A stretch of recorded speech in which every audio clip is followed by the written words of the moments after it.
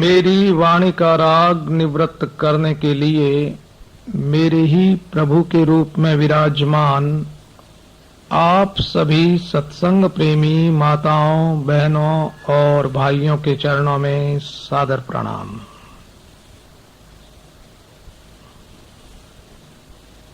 परम श्रद्धेय स्वामी जी महाराज के साथ सत्य की चर्चा करने वाले भाई बहनों ने एक बार उनसे ये पूछा कि महाराज, वह सबसे बड़ा पाप कौन सा है, वह सबसे बड़ा अपराध कौन सा है, अन्याय, अत्याचार और दोष कौन सा है जो एक व्यक्ति अपने साथ करता है। दूसरों के साथ में किए जाने वाले अन्याय की बात साधक भाई बहनों ने नहीं पूछी। उन्होंने ये पूछा कि महाराज, वो कौन सा सबसे बड़ा पाप है, सबसे बड़ा अन्याय है, अत्याचार है, अपराध है, दोष है जो एक व्यक्ति अपने साथ में करता है। संत ने उत्तर दिया, जीवन में कामना रखना। जो भाई, जो बहन अपने जीवन में किसी भी प्रकार की कामना रखते हैं, किसी भी प्रकार की इच्छा रखते हैं, उनके लिए संत ने ये कहा कि भैया जी, वो अपने हाथ में कुल्हाड़ी लेकर के अपने ही पांवों को काटते हैं। गीता जी में भी ये बात कहीं न कहीं लिखी हुई है कि एक व्यक्ति अपनी हत्या स्वयं ही करता है। वो खुद ही अपना शत्रु है और खुद ही अपना मित्र है। शत्रु कौन है अपना? जो कामना रखता है। और भैया जी, मित्र कौन? जो व्यक्ति कामना नहीं रखता, वह अपना ही मित्र है। संत को पूछा गया कि महाराज, ये बताइए कि सबसे बड़ा पुण्य क्या है, सबसे बड़ा न्याय क्या है जो एक व्यक्ति अपने साथ कर सकता है। संत ने उत्तर दिया, कामना को छोड़ देना, निष्काम हो जाना। और ये बात आप श्रीमद् गीता जी में पढ़ेंगे, भगवत गीता में, कि कामना को छोड़ करके यदि आप थोड़ी सी भी साधना करेंगे तो उस साधना के परिणाम स्वरूप आपके जीवन का दुख, चिंता और डर तत्काल मिट जाएगा और परमात्मा का मिलन तत्काल हो जाएगा। और कामनाओं को रख करके आप कई जन्मों तक साधना करते रहेंगे तो भी आपको सफलता मिल जाएगी, इसमें संदेह है। तो भैया जी, संत ने ये परामर्श दिया कि कामना जो व्यक्ति रखता है वह अपने साथ सबसे बड़ा पाप करता है। अपने साथ क्यों करता है? संत ने कहा कि कामना रखने वाले व्यक्ति को स्वयं को बहुत नुकसान होता है, उसके द्वारा उन लोगों को भी बहुत हानि होती है जो उसके साथ 24 घंटे रहते हैं। मान लीजिए मैं कामना रखता हूं तो सबसे बड़ा नुकसान तो मुझे होगा और उसके बाद में मेरी पत्नी को होगा, मेरे बच्चों को होगा, मेरे माता पिता को होगा, मेरे संपर्क में रहने वाले सभी भाई बहनों को होगा।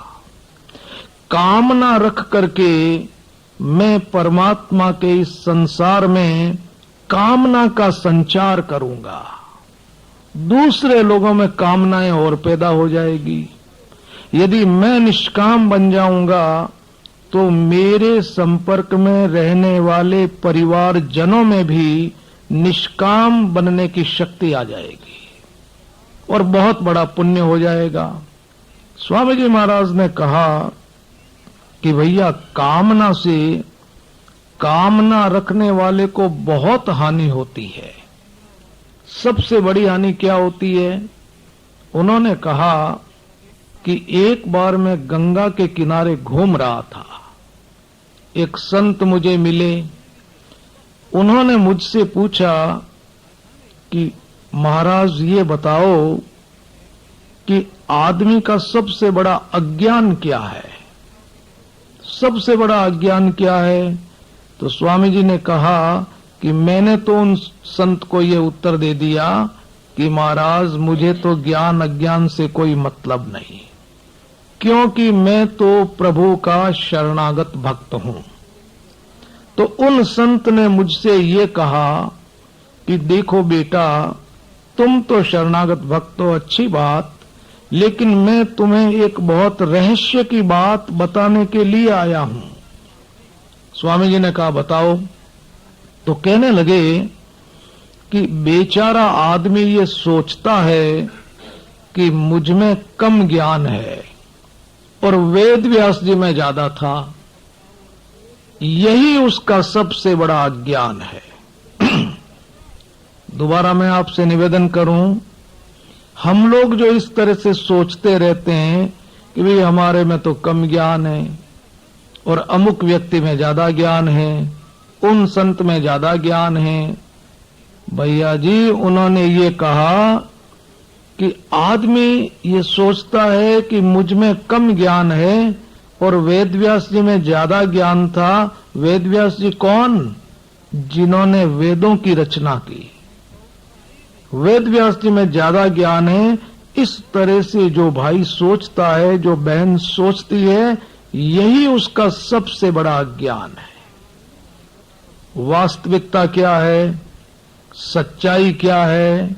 सच्चाई यह है कि परमात्मा ने जितना ज्ञान वेद व्यास जी को दिया, उतना की उतना ज्ञान हर भाई को दिया है, हर बहन को दिया है, कम ज्यादा नहीं दिया।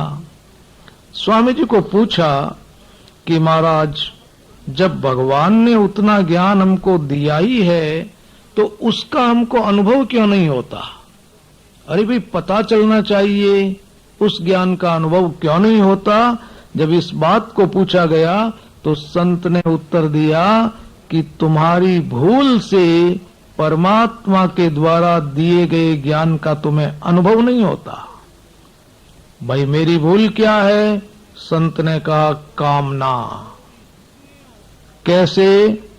गीता में आप पढ़िए, वहां लिखा हुआ है, भगवान कृष्ण कहते हैं अर्जुन को कि हे अर्जुन, जैसे धुएं से अग्नि, जेर से गर्भ और मल से दर्पण ढका रहता है, वैसे ही काम के द्वारा ज्ञान ढका हुआ है।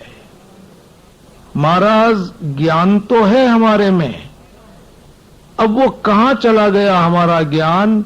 अरे भाई, ज्यों की त्यों मौजूद है, अंदर पड़ा हुआ है, लेकिन हमने अपनी गलती से उस पर एक ढक्कन लगा दिया। उस ढक्कन का नाम है कामना। अब बताइए, भगवान की वाणी है। रसोई में सब्जियां पड़ी है, अलग अलग 4 बर्तन में सब्जियां हैं, ऊपर ढक्कन लगे हुए हैं। अब ढक्कन लगा होने के कारण हमको ये पता नहीं चलता कि किस बर्तन में कौन सी सब्जी है। सब्जी तो है ना, लेकिन ढक लगा हुआ है, इसलिए पता नहीं चल पा रहा है। बस इसी तरह से परमात्मा के द्वारा दिया हुआ पूरा की पूरा ज्ञान हमारे हृदय में मौजूद है, लेकिन कामना के ढक्कन के कारण से भैया जी उसको हमें उसका अनुभव नहीं हो रहा है। अब करें क्या? आप कामना को छोड़िए, ज्ञान अपने आप प्रकट हो जाएगा, अपने आप। चीज तो वहां मौजूद है ना। स्वामी जी महाराज ये कहते थे कि मैं इस संसार के किसी भी कोने में बैठे हुए व्यक्ति के मन की बात बता सकता हूं। मन की बात, वो क्या सोच रहा है इस समय। और भैया जी एक बार नहीं, साधक भाई बहनों को विश्वास दिलाने के लिए, और कोई उद्देश्य नहीं था संत का। हमको बात जचती नहीं है, गले उतरती नहीं है।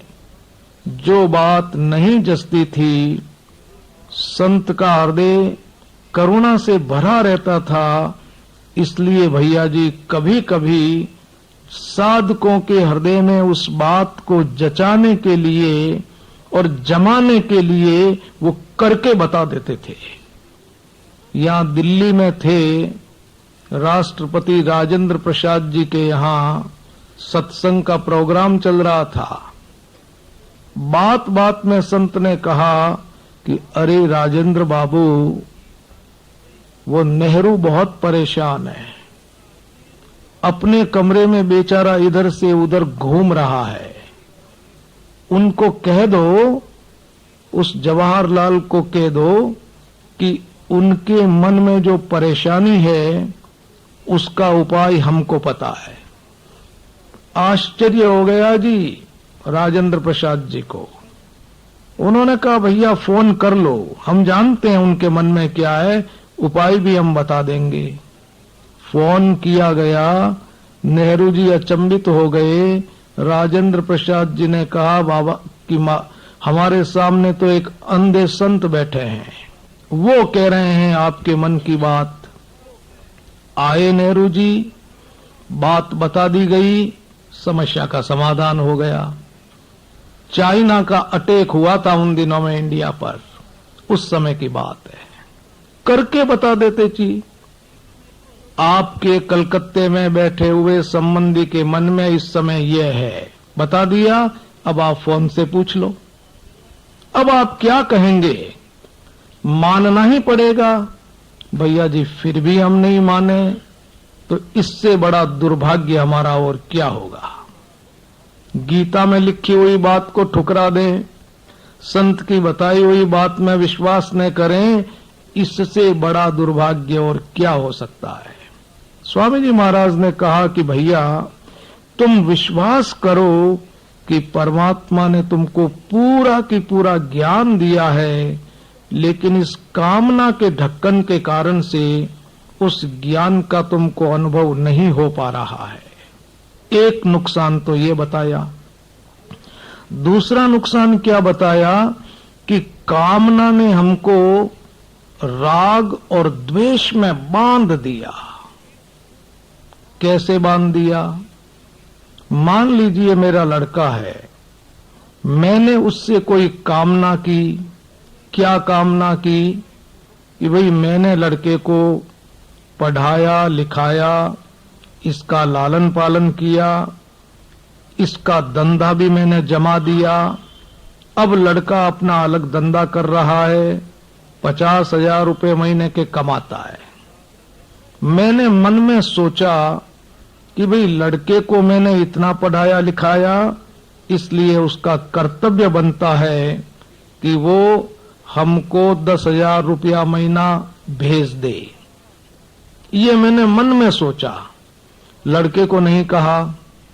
अब आप देखिए, भेज दे कामना हो गई। अब लड़के ने मुझे यदि 10,000 रुपया महीना नहीं भेजा तो मुझे उस पे क्रोध आएगा, मैं उसकी निंदा करूंगा, नहीं करूंगा तो मन मन में उसको बुरा समझूंगा। बड़ा खराब हो गया लड़का, शादी के पहले ऐसा नहीं था। पत्नी ने इसको सब कुछ सिखा दिया, हमसे दूर कर दिया, ये बातें मन में आएगी और धीरे धीरे वो हमारा क्रोध द्वेष में बदल जाएगा। और यदि लड़के ने 10,000 रुपया भेज दिया तो आप सोचते होंगे कि बहुत अच्छा लड़का है, बहुत बढ़िया हुआ। अरे लड़का तो बहुत अच्छा है, लेकिन आप द्वेष से भी अधिक गहरे कुएं में गिर गए। कैसे गिर गए? यदि आपकी कामना की पूर्ति उस लड़के ने कर दी, रुपया आपको भेज दिया, तो अब आपका उस लड़के में राग हो गया। राग का मतलब क्या? कि वो लड़का आपको प्यारा लगने लगेगा। प्यारा तो लगना चाहिए, खराब खारा नहीं लगना चाहिए, लेकिन प्यारा क्यों लगेगा? इसलिए लगेगा कि उसने आपकी कामना की पूर्ति कर दी, कामना को पूरा कर दिया। देखिए, यदि परिवार का कोई भी सदस्य आपको प्यारा लगता है तो इसको कहते हैं राग, और परिवार का कोई भी सदस्य आपको खारा लगे, खराब लगे, इसको कहते हैं द्वेष। अब भैया जी, राग और द्वेष यदि हमारे कलेजे में है तो फिर किसी भी उपाय से न दुख मिटेगा, न चिंता मिटेगी, न तनाव मिटेगा, न डर मिटेगा, और न भगवान मिलेंगे। सारी जिंदगी बर्बाद हो जाएगी। क्यों जी? राग और द्वेष दो बड़े महान शत्रु हमने अपने हृदय में पैदा कर लिए इस कामना के कारण से। अब क्या होगा? द्वेष तो आपको 24 घंटे जलाएगा। आपको पता ही नहीं चलेगा कि मैं जल रहा हूं और आप जल जाएंगे थोड़े दिनों में। द्वेष की अग्नि 24 घंटे जलाती रहेगी। फिर आपको अनेक प्रकार की शारीरिक समस्याएं भी हो जाएगी। ये जो बड़े बड़े होते हैं रोग, ये हार्ट अटैक और ब्लड प्रेशर और कैंसर वगैरह, बहुत बड़ा इनका एक मुख्य कारण है द्वेष। द्वेष की अग्नि आपके खून के लाल कणिकाओं का सत्यानाश कर देगी। और राग क्या करेगा जी? राग आपको रोजाना परेशान नहीं करेगा। अरे भाई, लड़का प्यारा लगता है, पत्नी अच्छी लगती है, पति प्यारा लगता है, कहां परेशानी हो रही है? राग से रोजाना परेशानी नहीं होगी, लेकिन राग आपको कब परेशान करेगा? किस दिन आपको तकलीफ देगा ये राग? उस दिन बहुत तकलीफ देगा जिस दिन जिसमें आपका राग है वो आपसे अंतिम विदाई लेगा, उस दिन दुख देगा। और या जिसमें आपका राग है आप उससे अंतिम विदाई लेंगे तो अंतिम समय में वो आपकी आंखों के सामने घूमेंगे। आप चाहेंगे कि हम परमात्मा को याद करते करते मरें, और आप मरेंगे उस व्यक्ति की याद में जिसमें आपका राग है। अब दोनों में से एक काम जरूर होगा, या तो हम मरेंगे पहले और या वो मरेगा जिसमें हमारा राग है। दोनों तरफ से मारे गए। यदि वो पहले मर गया, हम रो रो करके पीछे मरेंगे, और हम पहले मर गए तो उसकी याद को लिए हुए मरेंगे। मेरे एक मित्र हैं जी, उनके लड़के की डेथ, उनके लड़के की मृत्यु कोई 27-28 वर्ष में हुई, और जी मृत्यु हुई उनकी लड़के की तो उनको बहुत तकलीफ हुई। आप देखिए कि लड़के को मरे हुए आज 10-12 साल हो गए, फिर भी माता पिता उस दिन भोजन नहीं कर पाते हैं जिस दिन उस लड़के की मृत्यु हुई। मान लीजिए मंगलवार को लड़का मरा, तो मंगलवार को रोते ही रोते हैं, भोजन नहीं कर पाते। मैंने उनको एक दिन पूछा कि आप क्यों रोते हैं? लड़के तो आप जैसे रोजाना ही मरते हैं। इस दुनिया में 25 साल के लड़के, 20 साल के लड़के 1 घंटे में लाखों मरते हैं, तो आपको उनकी तो तकलीफ नहीं होती। इतनी बड़ी दुनिया में एक लड़का मर गया और आपको इतनी तकलीफ हो गई उसकी कि 10 साल बीत गए अब भी रो रहे हैं आप। ये क्या है? ये किसका परिणाम है भैया जी? ये राग का परिणाम है, राग का। और वो राग पैदा कैसे हो गया? कामना पूर्ति से पैदा हो गया। मैंने लड़के से कामना की, उसने मेरी कामना को पूरी कर दिया, मेरा राग हो गया उस लड़के में। अब मैं भी मारा गया और वो लड़का भी मारा जाएगा, क्योंकि राग से राग का संचार होगा। सबसे बड़ा हत्यारा पिता कौन सा है? जो अपने लड़के में राग पैदा कर देता है। पुत्र की हत्या हो गई महाराज, मैंने राग कर लिया, लड़कों में राग पैदा हो गया। तो राग और द्वेष हो जाता है इस कामना से। और ये जो राग है ना, वो आपको जिंदगी भर डराता भी रहेगा, चैन से नहीं रहने देगा। लड़का गया हुआ है, समय पे लौट के नहीं आया, अब आपको चिंता होने लग गई। अरे भाई, आप टेलीफोन कर लो, पूछ लो, गाड़ी भेज दो, व्यवस्था कर लो, ये सब काम करो, लेकिन डर करके नहीं, हैरान होकर के नहीं, चिंतित होकर के नहीं, परेशान होकर के नहीं, शांत भाव से कर लो कि भाई प्रभु का एक मेहमान था, आज नहीं आया, देख लें कहीं अड़चन में तो नहीं है। लेकिन वो मर गया तो मेरा क्या होगा? इसको राग कहते हैं। भैया जी, माला नहीं फेरने देगा ये राग।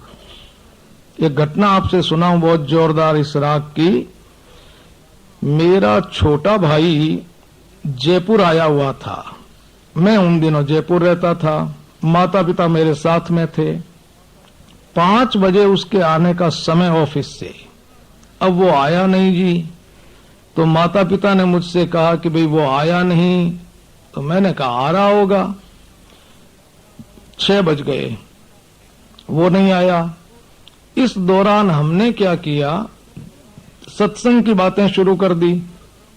बीच बीच में माता पिता मुझे ये कहे कि अरे भाई वो आया नहीं। मैंने उनको कहा मैं कहां जाऊं उसको ढूंढने के लिए, जयपुर जैसे बड़े शहर में। दूसरी बात, आप क्यों चिंता करते हैं? कहां जाएगा 35-40 साल का आदमी? कोई भटक थोड़ी जाएगा, इतने साल से जयपुर में रहता है। वो चुप हो गए जी। इसके बाद में 7 बज गए, 8 बज गए, आया नहीं। तो वो मेरे को हर आधा घंटे बाद, 20 मिनट बाद रहा नहीं जाए और ये जरूर पूछ लें कि वो आया नहीं। मैं कहूं जी अब मैं क्या करूं? ऐसे करते करते हमने बीच में भोजन कर लिया और कोई 11 बजे वो मेरा भाई आया। तो मेरी मां ने ये कहा कि क्या परमात्मा ने ये मोह बनाया है कि नहीं आया, तब तक बस आया नहीं, इसी का चिंतन हो रहा था। और आते ही एकदम से जैसे हृदय बिल्कुल ठंडा हो गया। तो मैंने माँ और पिताजी से कहा कि आप इसी का चिंतन करते रहे। अरे हम लोग तो सत्संग की बात कर रहे थे ना, इतनी देर तक सत्संग की बात कर रहे थे हम लोग। तो उन्होंने ईमानदारी से ये कहा कि देखो भैया, तुम तो सुना रहे थे सत्संग की चर्चा और हम ऐसे ही गर्दन को हिला रहे थे, कभी हाँ कभी ना कर रहे थे। लेकिन सच्ची बात यह है कि हमको तो एक शब्द का पता भी नहीं लगा कि तुम क्या कह रहे थे। हम तो बैठे थे तुम्हारे सामने, हमको पता नहीं चला। क्यों नहीं चला? कहने लगे कि हमारे हृदय में तो वो बच्चा चक्कर लगा रहा था, मन में, स्मृति में, दिल दिमाग में वो ही छाया हुआ था। तुम 5 घंटे तक क्या बोले हमको तो पता ही नहीं चला। ये हालत हो जाती है महाराज इस राग से।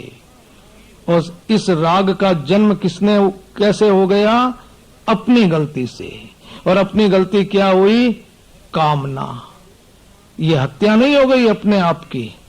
संत ने कहा कि कामना यदि तुम रखोगे तो राग और द्वेष पैदा हो जाएगा तुम्हारे जीवन में, तुमको चैन से नहीं रहने देगा।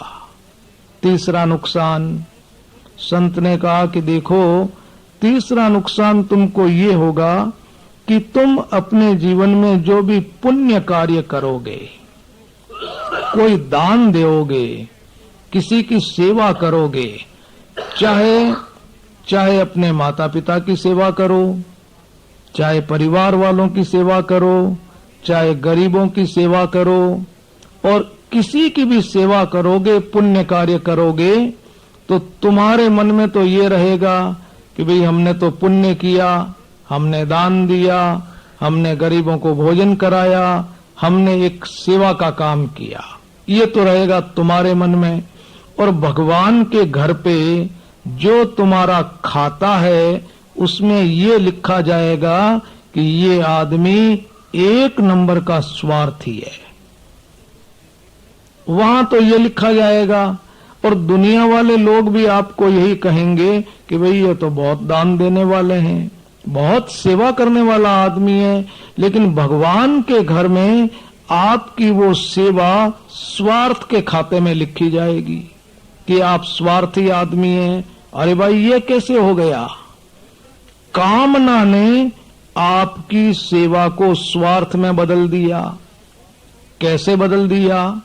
आप सोच के देखो कि एक बहन है, वो रोजाना कुत्ते को 10 रोटी देती है, और उसके मन में क्या है कि भाई मैं यदि कुत्ते को रोजाना 10 रोटी देऊंगी तो मरने के बाद अगले जन्म में मुझे 10 रोटी के बदले में 100 रोटी मिलेगी। कि वो बहन जो इस भावना से कुत्ते को रोटी दे रही है कि मुझे अगले जन्म में 10 रोटी के बदले में 100 रोटी मिलेगी, आप विचार करके देखिए कि ये कुत्ते को रोटी देना है या अपनी 100 रोटियों का इंतजाम करना है। इसको आप देना कहेंगे या लेना कहेंगे? ये क्या है? आपको उत्तर देना पड़ेगा, ये देने के रूप में लेना है। इसको कहते हैं जी देने के रूप में लेना। मेरे लड़के की शादी है, मेरी बहनें शादी में आती हैं, वो सोचती हैं कि भाई भाई जी के लड़के को हम क्या देवें। एक मीटिंग अलग से अपनी करती हैं और इस निर्णय पे पहुंचती है कि पहले ये सोचो कि भाई जी विदाई में क्या देंगे। पता चलता है कि भाई जी तो बड़े कंजूस, 1100 रुपए से ज्यादा ये नहीं दे सकते, तो फिर अपन क्या देवें? 101 रुपए दे दो, और क्या देवें? तो कम से कम 1100 माइनस 101 उतना तो लाभ होगा ही होगा। और मेरे ही दूसरे भाई के लड़के की शादी है, बहनों को पता है कि जाते समय कम से कम 51,000 रुपए हर बहन को दिए जाएंगे, तो वही ऐसा है कि 11,000 रुपए दे दो। ये 11,000 रुपए क्यों दिए जा रहे हैं?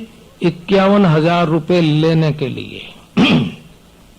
इसको कहते हैं देने के रूप में लेना। भैया जी मैं आपसे सही निवेदन करता हूं कि आप अपने जिंदगी को अच्छी तरह से देख लीजिए। अभी तक आपने जिसको